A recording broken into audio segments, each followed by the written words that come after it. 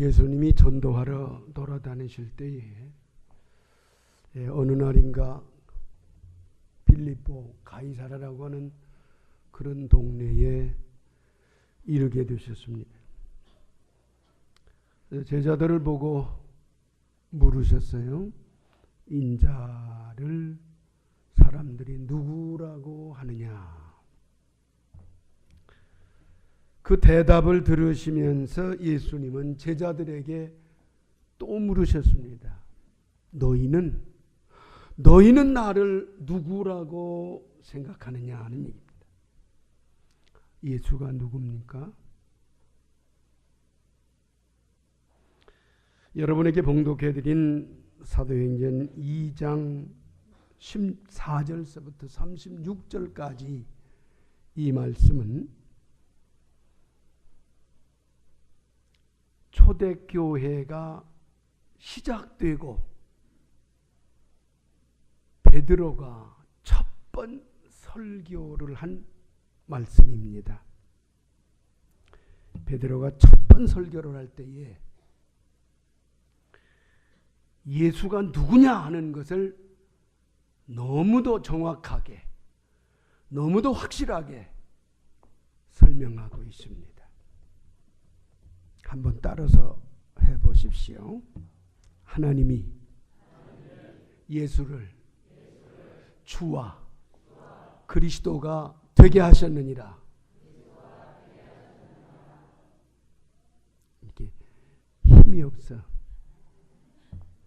메카리가 없죠. 내가 그러니까 여러분도 그런가요? 네. 늙어서 목소리가 좀 적어요? 좀 크게 해보세요. 베드로가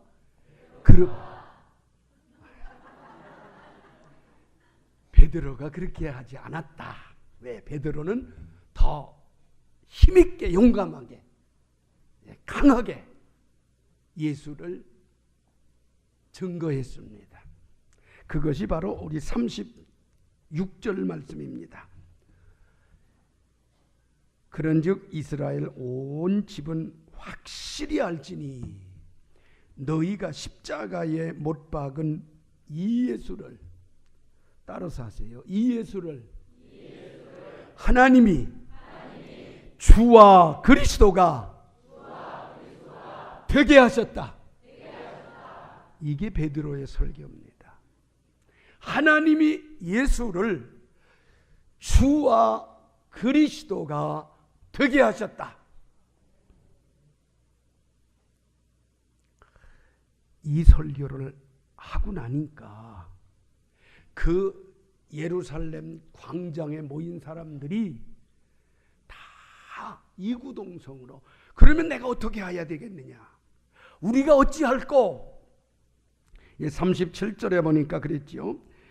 그들이 이 말을 듣고 마음에 찔려 베드로와 다른 사도들에게 물어 이르되 형제들아 우리가 어찌할꼬? 우리가 어떻게 하면 좋겠느냐? 그때 베드로가 이런 이야기를 합니다. 38절에 베드로가 이르되 너희가 회개하여 각각 예수 그리스도의 이름으로 세례를 받고 죄 사함을 받으라. 그리하면 성령이 선물로 너희에게 부어주시겠다. 회개하고 예수 믿어서 죄사함 받아라. 그러면 하나님이 우리가 오순절날 받은 성령을 너희들에게도 부어주신다. 이 약속은 오늘 우리에게만 아니고 예수 믿는 모든 사람들에게, 오늘 우리까지 포함된 겁니다. 여기 40절 또 여러 말로 확증하여 구원하여 이르되 너희가 이 패역한 세대에서 구원을 받으라. 그날 예수 믿고 세례받고 구원받은 사람이 얼마나 되느냐? 얼마나 될 것 같아요? 예? 41절을 보십시오. 그 말을 받은 사람들은 세례를 받음에 이날에 신도의 수가 몇 명? 3,000명. 하루에 3,000명이 예수 믿고 구원받고 교회가 부흥되고 성장했다. 기적 중에 큰 기적 아닙니까? 언젠가 한번 논산 훈련소에서 훈련병들 합동 세례식을 한다고, 그래서 우리 교단에서 목사님 한 30-40명이 갔던 일이 있어요. 그때 3,000명 세례식을 했어요. 3,000명? 3,000명 세례식을 하고, 세상에 3,000명 세례식을, 놀라운 일이다. 근데 사도행전 2장 41절에 보니까 3,000명이 세례받고 예수 믿고 구원받고 교회가 성장하고 크게 부흥됐다. 이런 놀라운 역사가 있습니다. 이런 역사는 우리 교회에도 있을 수 있습니다. 아멘 하는 대로 될 줄로 믿습니다. 이런 부흥이 있기를 축원합니다. 그런데 오늘 여기 본문에 보니까 하나님이 예수를 주와 그리스도가 되게 했다 그랬습니다. 주란 말은 무슨 말인가요? 헬라 말로 주란 말은 큐리오스예요. 큐리오스란 말은 창조자, 전능자, 하나님이라는 얘기예요. 히브리 말로 주란 말은 아도나이입니다. 아도나이란 말은 여호와 하나님 할 때에 아도나이라고 했어요. 그런데 보통 우리말로 지금 주라고 얘기합니다. 그러므로 주란 말은 하나님이란 말이에요. 아주 간단하게 쉽게 말하면 나의 하나님 그 얘기입니다. 전능하신 하나님, 여호와 하나님. 그래서 주가 되신다. 그 말은 하나님이십니다. 그리고 그리스도란 말은 기름 부었다는 얘기입니다. 기름 부었다. 그런데 구약에서는 기름 부을 때에 누구를 기름 붓느냐? 왕, 제사장, 선지자, 이 사람들을 기름 부어요. 그 기름 부었단 말은 구별시켰단 말입니다. 하나님이 왕으로 선지자로 구별시켰, 제사장으로 구별시켰다. 그 기름 부었다고 그랬어요. 실제 기름을 부어서 구별시킵니다. 구약에서 다 보면 다윗에게도 기름을 부어서 왕을 삼았고, 그리스도란 말은 기름 부음을 받았다. 그 예수가 그리스도란 말이에요. 우리 신약 시대에는 기름 부었다는 말이 안수했다는 말로 들어갑니다. 목사님에게 목사의 안수, 장로님에게 장로님의 안수, 장로님으로서의 기름 부었다. 안수 집사님, 안수 집사님으로 안수해서 기름 부었다. 그래서 기름 부었다, 구별시켰단 말입니다. 예수를 하나님이 죄인을 구원하실 구원자로 구별시켜 놓으셨다. 이렇게 생각하면 쉽죠. 그래서 예수가 누구냐? 하나님이 되시고 나를 죄에서 구원하실 구원자로 하나님이 구별시켜 세우신 분이다. 그래서 베드로는 정확하게 그렇게 설명합니다. 하나님이 예수를 주와 그리스도가 되게 하셨느니라. 이 말을 받았다고 그랬어요. 이 말을. 그러니까 이 말을 받은 사람은 뭐라고 하느냐? 예수는 나의 주님이시고 나의 하나님이시고 나를 죄에서 구원하실 구세주입니다. 고백했죠. 사도행전에 보면 누구든지 21절에 누구든지 주의 이름을 부르는 자는 구원을 받으리라. 누구든지 주를 부르는 자, 하나님을 부르는 자, 여호와 하나님하고. 여러분, 믿는 사람이 하나님을 아버지라고 그러지 안 믿는 사람은 하나님을 아버지라고 못해. 믿는 사람이 하나님을 주여 하고 부르지 주님이라고 부르지 아도나이라고 부르지, 안 믿는 사람은 주라고 안 해. 여러분이 주여 하고 부르는 것은 이름을 부르는 자는 구원을 받으리라. 이 약속의 말씀을 여러분이 꼭 붙들으시기를 축원합니다. 그러면 하나님이 왜 예수를 주와 그리스도로 세우셨을까? 왜 주와 그리스도냐? 이것이 중요해요. 왜 주와 그리스도? 예수가 왜 주와 그리스도가 되느냐 그 말. 네, 여기 성경에는 5가지 이야기를 하고 있습니다. 5가지. 예수님의 출생, 신분이죠. 그 다음에는 십자가의 죽음, 그 다음에는 부활입니다. 살아남. 그 다음에 하늘로 승천하셔서 하나님 보좌 우편에 지금 앉아 계신 예수님, 그리고 재림하시는 예수님, 이 5가지를 성경에 설명을 해놓고 있어요. 이 5가지를 잘 알 때에 예수 믿을 맛이 나고, 예수 믿는 재미가 있고, 예수 믿고 은혜가 되고 기쁨이 되고 감사가 되고 그리스도인의 삶을 살게 됩니다. 이 5가지를 정확하게 여러분이 아시기 바랍니다. 베드로는 바로 그것을 정확하게 설명하고 있습니다. 예, 그런즉 이스라엘 온 집은 확실히 알아라. 무엇을 알으냐? 예수가 주가 되고 그리스도가 되는 것을 확실하게 알아라. 그런데 베드로가 이 설교를 할 때에 여러분이 보신 사도행전 2장 14절서 36절 사이에 보면요, 베드로가 3번 유대인 이스라엘 백성들을 얘기를 합니다. 여러분 보십시오. 14절, 베드로가 11사도와 함께 서서 소리를 높여 이르되 유대인들과 예루살렘에 사는 모든 사람들아 불렀습니다. 자, 22절 가보십시오.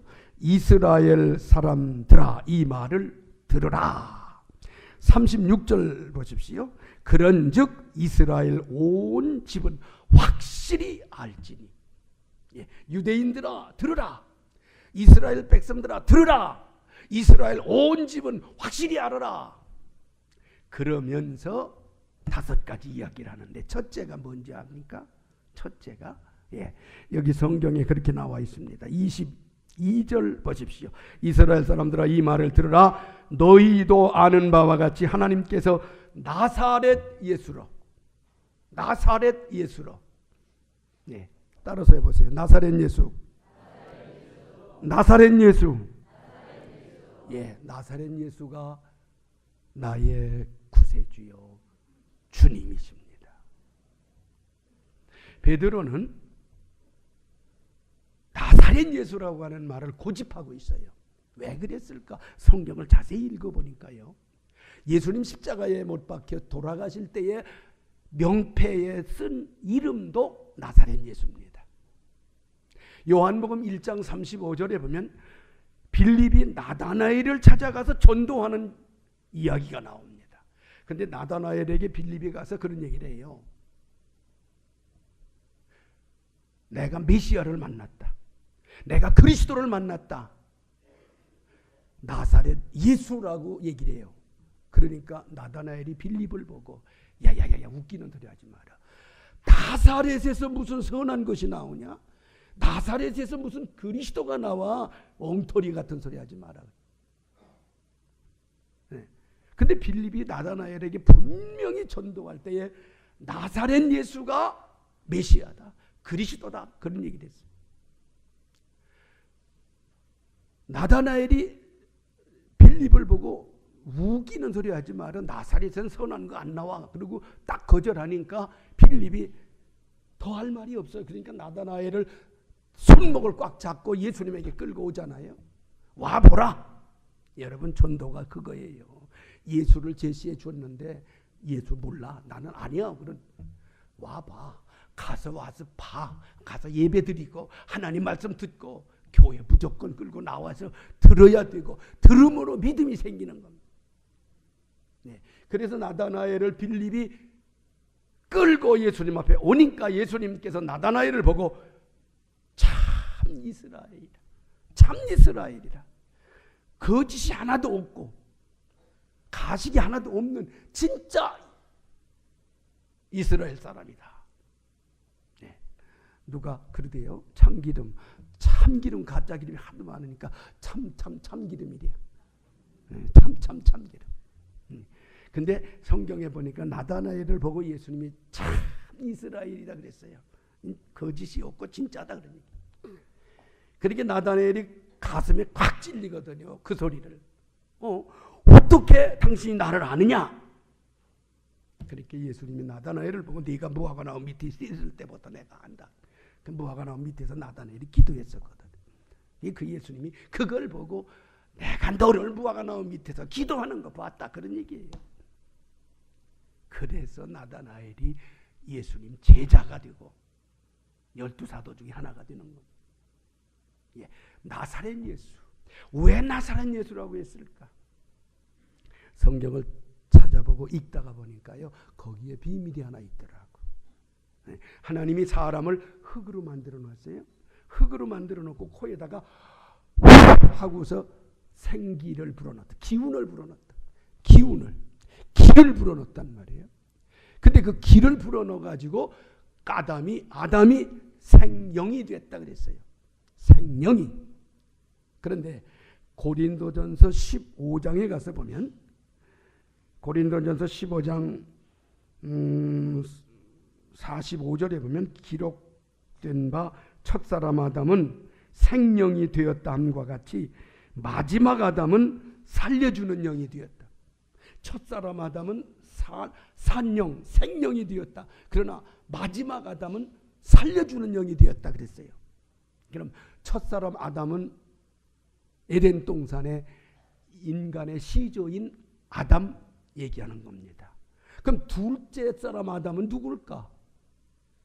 둘째 사람 아담은 예수입니다. 예수. 근데 고린도전서 15장에 보면요, 첫사람 아담은 땅에서 나고 흙에서 났다 그랬습니다. 그런데 둘째 사람은 하늘에서 나셨느니라 그랬습니다. 하늘에서 났다 그랬어요. 네. 그 말을 잘 비교해 보니까요, 여기에 비밀이 들어있어요. 첫사람 아담, 하나님이 에덴 동산에 사람을 만들 때는 흙을 빚어가지고 놓고 거기에다가 불어넣어서 생기를 불어넣어서 생명이 되게 했고, 예수님은 말씀이 육신이 되어 오셨다. 성령으로 마리아의 몸속에 하나님의 말씀이 임해서 그 말씀이, 그래서 둘째 사람 아담인 예수는 하늘에서부터 오셨다. 하늘에서부터 나셨다. 이 출생에서부터 예수가 누구냐? 주가 되시고 하나님이 되시고 그리스도가 된다 하는 것을 알려주는. 그래서 갈라디아서 4장 4절에 보면 예수님은 여자에게서 나셨다 그렇게 되어 있습니다. 여러분, 남자 없이 여자가 아기를 낳을 수 있나요? 없지요. 다 남자가. 예.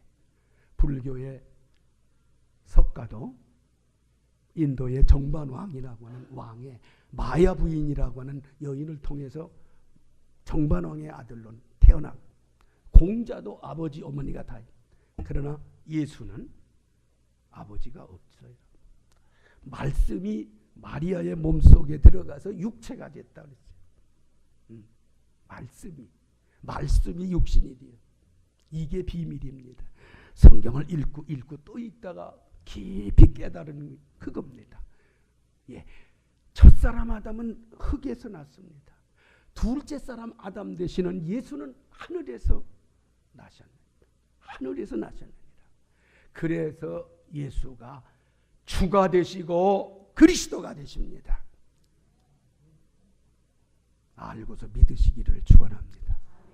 예, 아는 것이 힘이고 배워야 산다 그러잖아요. 예, 알아야 돼. 제대로 알아야 돼. 근데 아는 거 제대로 알지 못하면요, 문제가 됩니다. 예수님은 육과 영이 같이 계신. 그래서 예수님을 신이시고 육이고. 우리 기독교 역사상 교회사를 보면요, 이 문제 때문에 이단 시비가 그렇게 많아요. 어느 때는 예수가 영이시다, 영적으로만 얘기해요. 어느 때는 예수가 육이다, 육적으로만 얘기해요. 아닙니다. 영과 육이 하나 다 합친 것입니다. 예수님은 신이시고 사람이고, 이거를 나눠 놓으면 안 돼요. 이걸 합쳐 놓은 거죠. 그래서 베드로가 설교할 때에 나사렛 예수라고, 나사렛에서 나온 사람, 그분이 바로 하나님이고 그분이 바로 주님이시다, 구세주다. 두 번째는 여기 성경에 그렇게 말씀하고 있습니다. 그가 하나님께서 정하신 뜻과 미리 아신 대로 내어준 바 되었거늘 너희가 법 없는 자들의 손을 빌려 못 박아 죽였다. 십자가에 죽은 사건입니다. 예수님이 십자가에 죽을 것, 이것은 성경의 오랜 역사 속에 옛날부터 하나님이 예정해 놓으신. 그래서 창세기 3장 15절에 뱀의 머리는 여인의 후손이 상하고 여인의 후손의 발꿈치는 뱀의 머리가 물어뜯는다. 그게 창세기 15장. 자, 창세기 3장 15절에 하나님이 예정해 놓으신 말씀이잖아요. 뱀의 머리가 여인의 후손의 발꿈치를 물어뜯는, 그 예수님 십자가 사건입니다. 예수님이 십자가에 못 박혀 죽으시고 피 흘려 주심으로 우리의 죄를 다 씻어주셨다. 이사야서 53장 4절에 보면 그가 찔림은, 5절에 그가 찔림은 우리의 허물 때문이요 그가 상함은 우리의 죄악 때문이라. 그가 징계를 받음으로 우리는 화평을 누리고 그가 채찍에 맞음으로 우리는 나음을 입었도다. 그가 그분이라고 하는 분을 쫙 설명하고 있어요. 그게 바로 예수님입니다. 예수님이 십자가에 죽으실 것을 수천 년 전부터 하나님이 예정하시고 예고하시고 섭리하셔서 예수님이 십자가의 고난을 받으신 것입니다. 그 십자가의 고난 사건이 바로 나를 위한 사건이다. 그래서 예수가 주가 되고 그리스도가 되는 것입니다. 그렇게 믿어야만 되는 것입니다. 자, 세 번째는 부활입니다.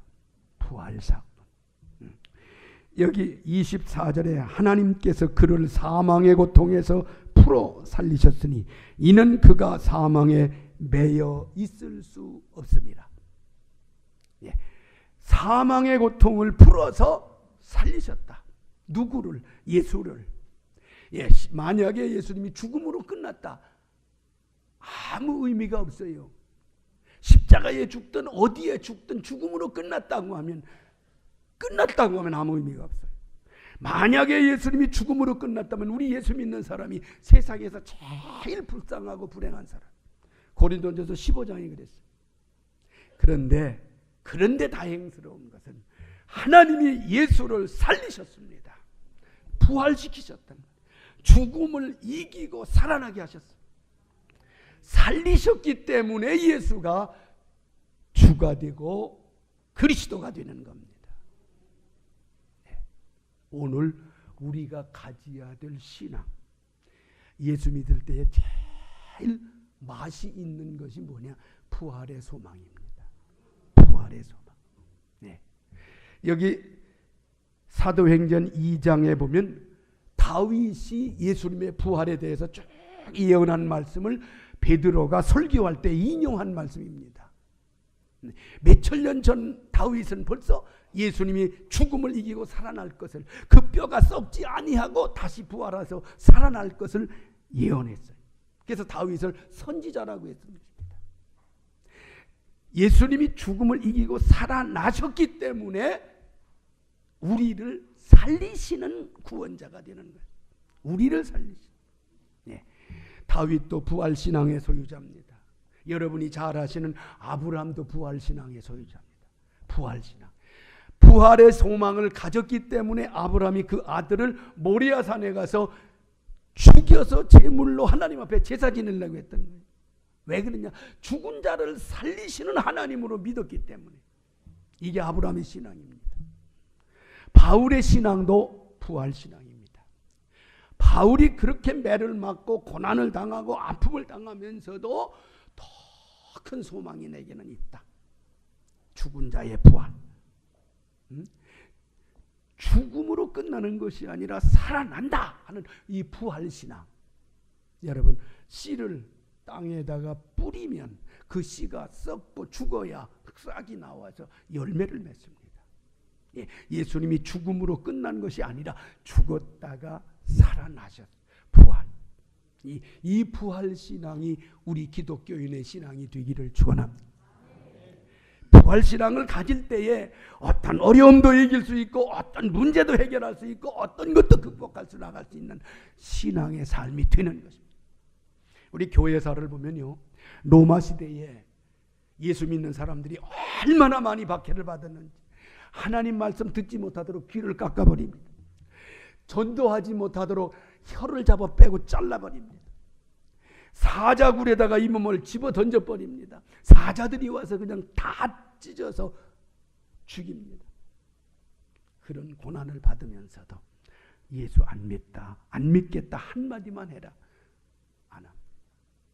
죽어도 내가 다시 살아나서 주님을 맞이하고 영접할 텐데. 부활의 신앙입니다. 이 부활의 신앙이 있을 때에 어떤 어려움도 극복할 수 있습니다. 여러분, 부활의 신앙을 가지고 믿음을 지킬 수 있기를 축원합니다. 네 번째는 그 예수님이 부활하셔서 어디 계시느냐? 하나님 보좌 우편에 가 계십니다. 오늘 성경에 내 오른편에 앉아 있으라. 다윗이 벌써 예언했지 않습니까? 예수님이 부활하셔서 40일 동안 제자들과 함께 말씀을 나누고 전도할 것을 가르치고 그러면서 40일 동안 지내시다가 감람산에서 500명이 보는 앞에서 하늘로 들려 올라가셨습니다. 사도행전 1장 9절에 보면 이 말씀을 마치시고 그들이 보는 데서 올려져 가시니, 올려져 가시니, 하늘로 승천하시니, 올라가셔서 하나님 보좌 우편에 계시면서 지금 뭐라고 계시느냐? 내가 예수 잘 믿고 구원받고 다시 만날 약속을 기다리면서 우리를 위해서 빌고 계시다. 기도하고 계시다. 우리를 위해서 기도하고 계시다. 얼마나 든든하고 얼마나 고맙고 감사합니다. 그래서 주님은 지금 하나님 보좌 우편에서 살아계십니다. 돌아가신 분이 아니에요. 부활하셔서 살아가지고 지금도 계신 분이에요. 그런데 한 가지 약속이 있어요. 그 약속이 뭐냐? 다시 오신다는 약속입니다. 예수님이 다시 오신다. 이 세상에 다시 오신다. 2000년 전에 감람산에서 하늘로 올라가셔서 하나님 보좌 우편에 계신 예수님은 때가 되면 다시 오시겠다. 무엇하러 오시느냐? 예수 믿는 사람 데리러 오시는 겁니다. 데리러 오시는 거. 사도행전 1장에 보면 그런 말씀이 나오지요. 9절에 9절이 아니고 제가 지금 어디인데 잊어버려 놨네. 가심을 본 그대로 오시리라. 가심을 본 그대로 오시리라고 했어요. 몇 절이지? 얼른 생각이 안 나네. 가심을 본 그대로 오신다. 왜 오시느냐? 우리들을 데려가려. 예수님 오실 때까지 살아있는 사람은 예수님을 살아서 만납니다. 그럼 죽은 사람은 어떻게 될까? 죽은 영혼은 하늘나라에 가서 예수님과 함께 있다가 예수님이 오실 때에 같이 옵니다. 같이 와서 부활하고 우리 살아남아 있던 사람들은 예수님 만나서 그때 영생 복락을 누리게 되는 겁니다. 여기까지 우리는 소망을 가지고 사는, 그럴 때 예수 믿는 맛이 나고 예수 믿을 희망이 생기는 것입니다. 여러분 잘 믿고 예수님 기다리시는 성도들이 되시기를 바랍니다. 예수님께서 마지막 이렇게 말씀하셨습니다. 요한계시록 22장 20절 마지막입니다. 이것들을 증거하신 이가 이르시되 내가 진실로 속히 오리라 하시기를 아멘. 주 예수여 오시옵소서. 이것이 마지막 말씀이에요. 요한계시록 22장 20절 예수님께서 말씀하신 내가 속히 오리라. 그러니까 아멘. 주 예수여 오시옵소서. 여러분, 주 예수여 오시옵소서. 이 기대를 가지고 믿음 생활 잘하시기를 축원합니다. 기도하십시다. 하나님 아버지, 예수가 주가 되시고 그리스도가 되는 것을 확실히 알으라고 말씀한 말씀 우리가 생각해 봅니다. 이 말씀을 확실히 알고 믿음이 흔들리지 않도록 우리 모두의 눈을 밝혀주시고 귀를 열어주시고 은혜를 입혀주셔서 주님을 따를 수 있는 성도들이 되게 해 주옵소서. 예수님 이름으로 기도드립니다.